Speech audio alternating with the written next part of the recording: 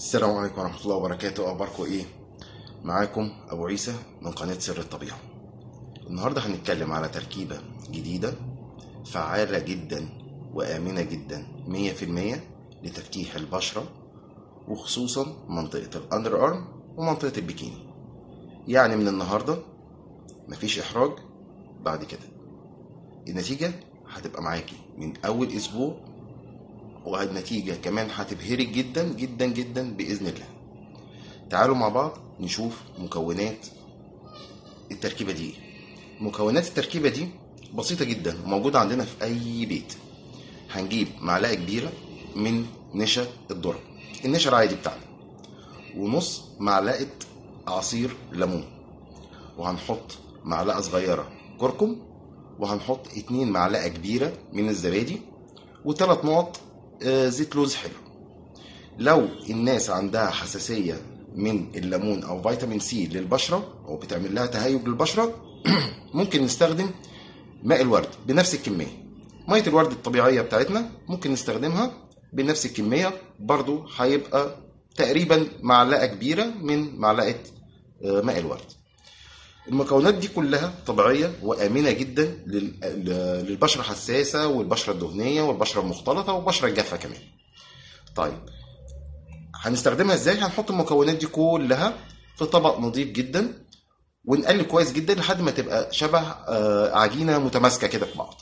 لو الخليط بقى سايل معانا شوية ممكن نزود كمية نشا بسيطة عشان نخلط ويبقى العجينة متماسكة معانا. بنغسل المنطقة بتاعتنا اللي هي اندر ارم او منطقة البيكيني بمية دافية وصابون خفيف مش صابون تقيل. بنوزع الخليط وبنسيبه لمدة 15 دقيقة، وبعد كده بنغسله بمية عادية. بنكرر الموضوع ده 3 مرات في الأسبوع.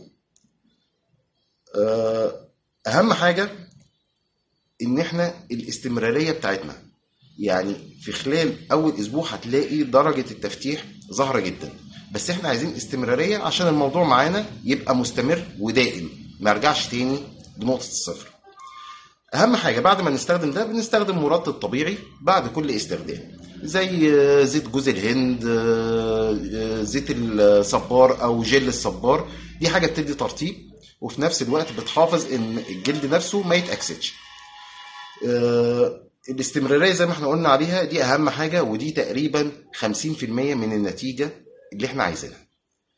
لو عجبتك الوصفه دي ما تنساش تعمل لايك وتشتركي في القناه وتفعلي الجرس عشان يوصل لك كل الحلقات الجديدة اللي احنا هنتكلم عليها بعد كده، وحلقات هتبقى مفيدة للناس جدا.